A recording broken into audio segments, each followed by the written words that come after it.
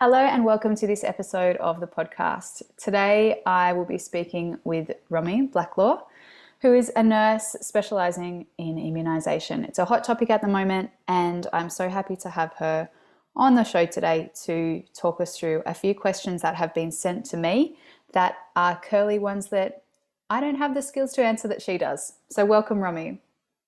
Thanks so much. Thanks for having me. I'm absolutely very passionate about immunisation, so I'm always happy to clarify any concerns and questions that parents or anyone, in fact, might have about immunisation. I've been a nurse for about 11, nearly 12 years now, and I'm a mum of two little boys. It was my oldest son's 6th birthday yesterday, and my littlest one is 2 in January. So I can definitely relate to a lot of concerns that parents have as well, and give them some perspective from a health professional who has a skill base and lots and lots of experience in immunisation.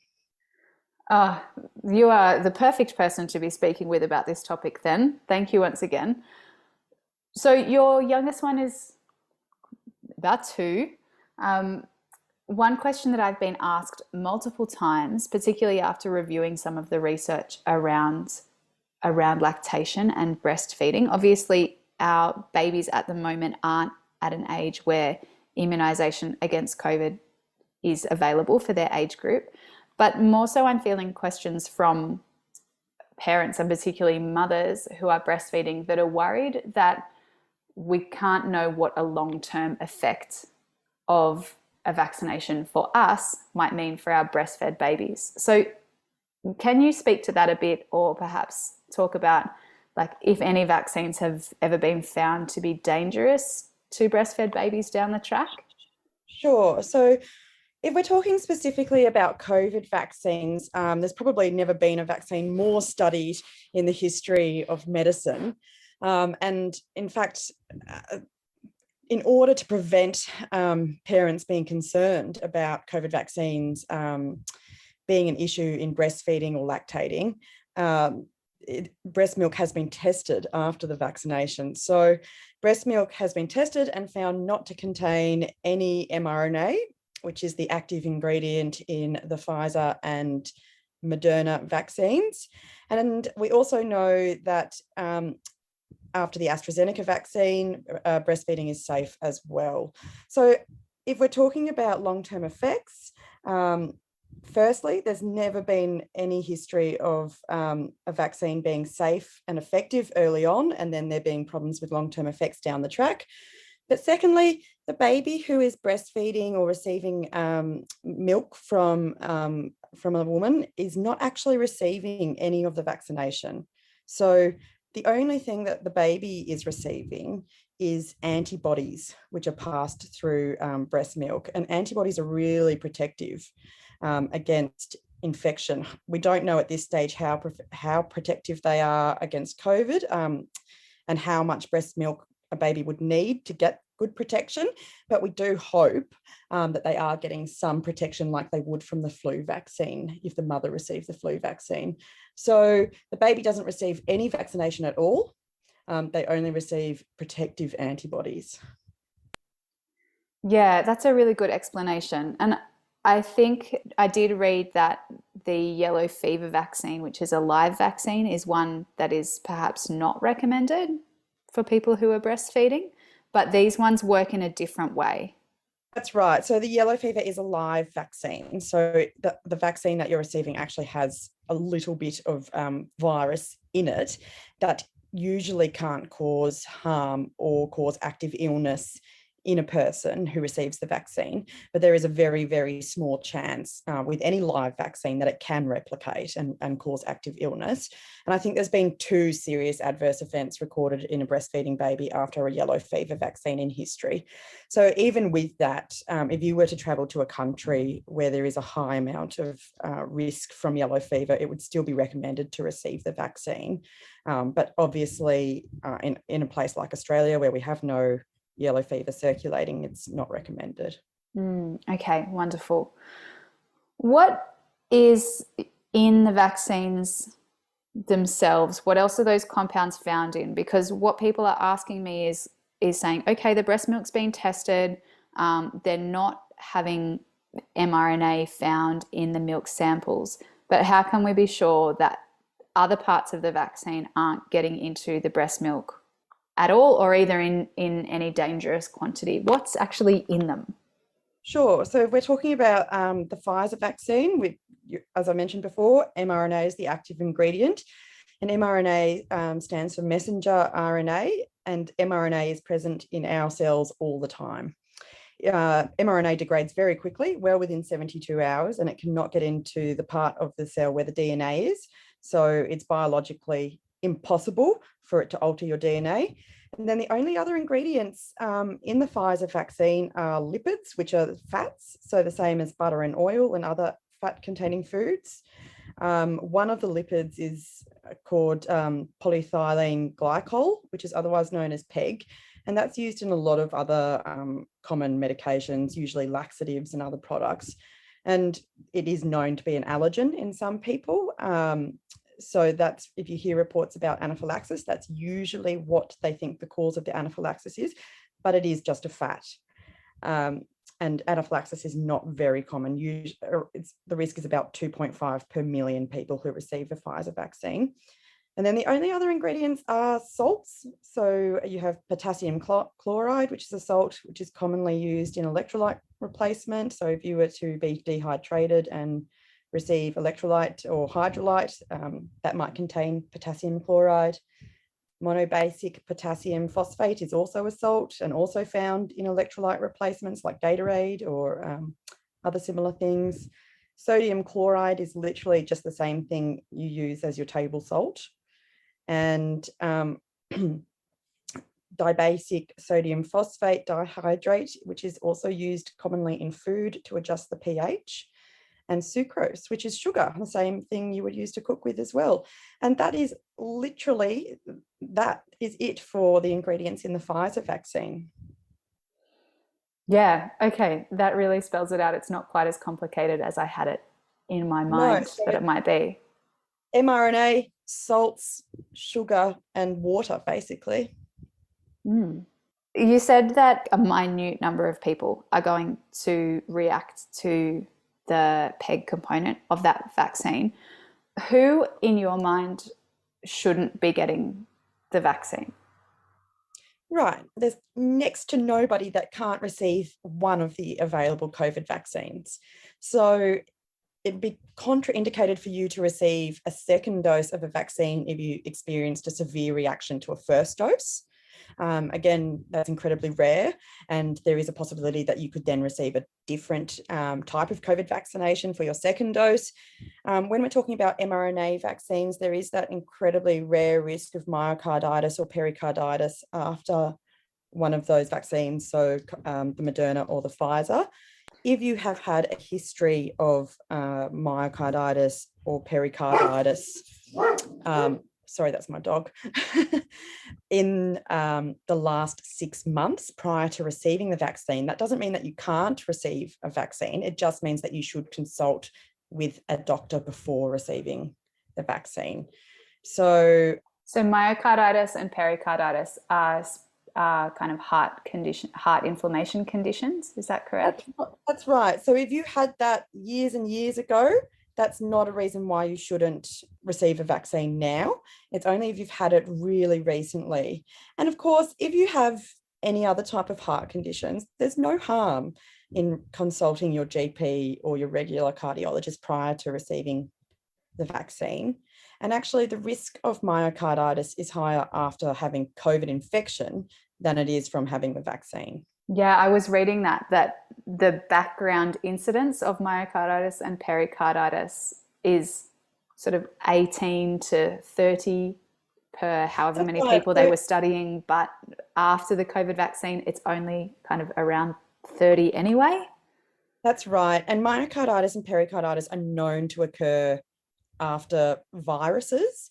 So that's why they think it's to do with the immune response that you have to the vaccine. Sure, sure. Before you do go, I just wanted to ask you, in some places it is still a little difficult to get Pfizer or Moderna, even if you do fall into those recommended categories like people who are breastfeeding. What is in the AstraZeneca vaccines if that is the most available option to people and they're thinking about getting that Sure. So the AstraZeneca medication? vaccine works a little bit differently to the mRNA vaccines. It uses a viral vector, which is so it uses a harmless adenovirus. And adenoviruses are very common. Many common colds and gastro-type bugs are types of adenoviruses. And this viral vector is made harmless by removing its ability to replicate or cause active virus in the body. So the viral vector carries the gene for the SARS-CoV-2 coronavirus spike protein, and all the harmful genes are removed. So the body then learns how to make the spike protein without the harm of active COVID, and the body's immune system reacts and produces antibodies that will activate to destroy COVID when it comes in contact. So that's the active ingredient in the vaccine is the viral vector and the gene that it carries. And then the only other ingredients are histidine. And so they're amino acids that help stabilize the viral vector. And histidines are found in large quantities in meat, fish, poultry, nuts, seeds, and whole grains. And sodium chloride, which we mentioned before, which is just salt.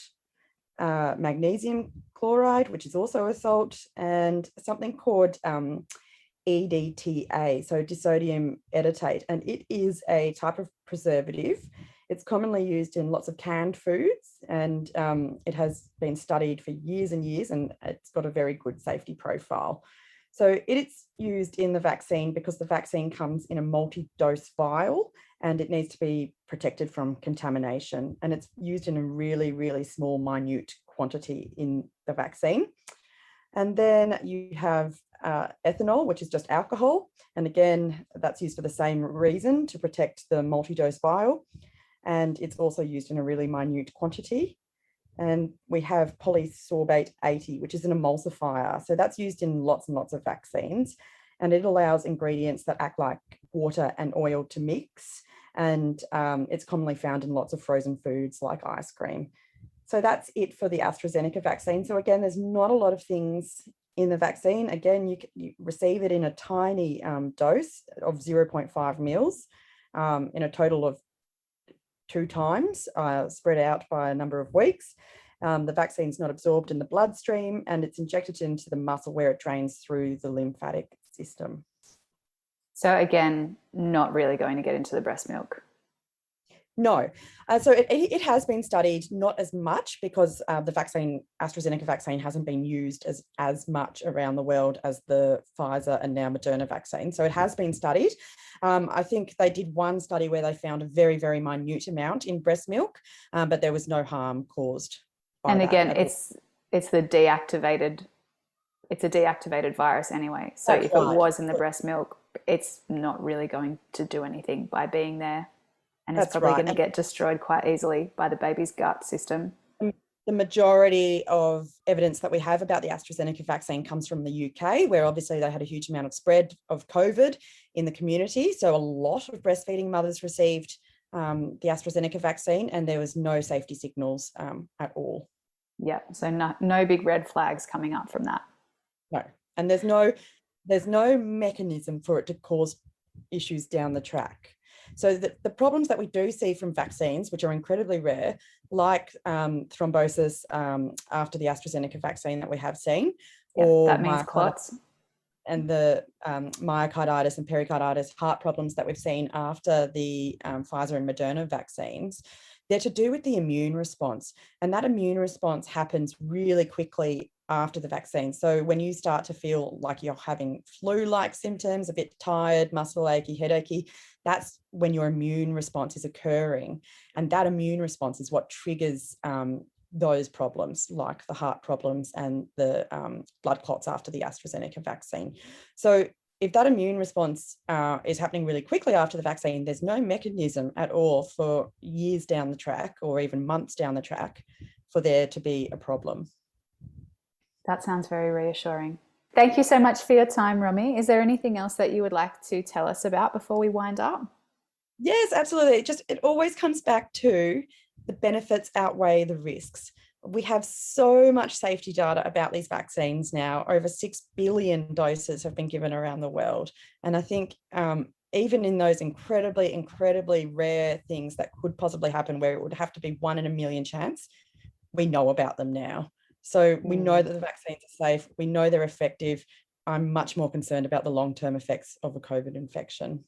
Yeah, I'm in that position now too. I wasn't always. I admit I was, even coming from a health professional background, I was a bit skeptical at the start. I shed a tear when I had my first dose because I was still like, oh, am I doing the right thing?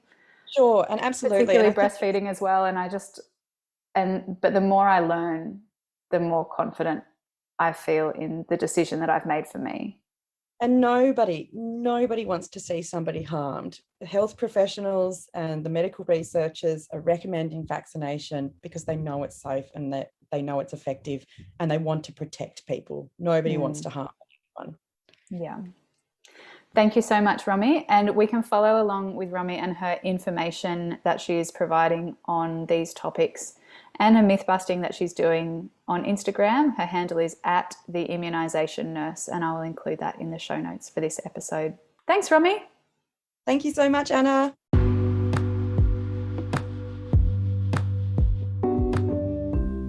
I hope you enjoyed this episode of the podcast. Please remember to subscribe and leave a 5-star review and share with anyone you feel may benefit from this content. If you'd like to continue the conversation, join me on social media @AnnaCusackPostpartum and head to my website www.annacusack.com.au to check out the ways we can work together. Please use the contact form on the website to inquire about having me run workshops with your client groups or book me for corporate speaking or professional development presentations. See you next episode.